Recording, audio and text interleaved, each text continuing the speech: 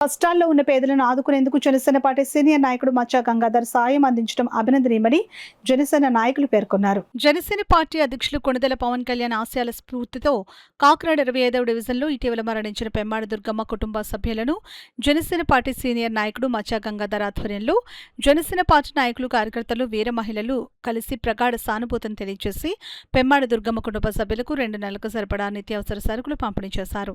ఈ సందర్భంగా జనసేన పార్టీ నాయకులు మాట్లాడుతూ కాకినాడ పరిసర ప్రాంతాల్లో మచ్చా గంగాధర్ ఇప్పటివరకు 341 మంది పేద కుటుంబాలకు సాయం అందించారని అన్నారు. బాలిక దుర్గమ్మ గారు చనిపోయిన కారణంగా ఎంజీఆర్ గారు వారికి సహాయార్థం బియ్యం బస్తాలు ఒక నెలకు సరిపడా కిరాణా తీసుకొచ్చి ఇవ్వడం జరిగిందండి. ఇప్పటివరకు ఇవ్వడం జరిగిందండి.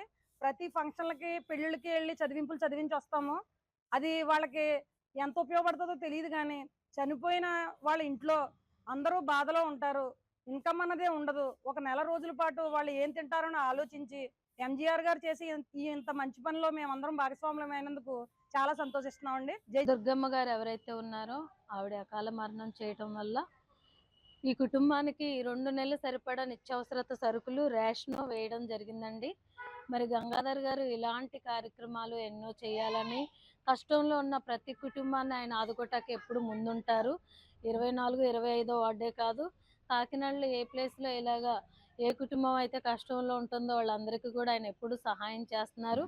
మరి కుటుంబానికి ఇంత సహాయం చేసిన మచ్చా గంగాధర్ గారికి కృతజ్ఞతలు తెలియపరుచుకుంటూ మీరు ఇంకా మంచి మంచి ప్రోగ్రాంలు చేయాలని మనస్ఫూర్తిగా కోరుకుంటున్నాం.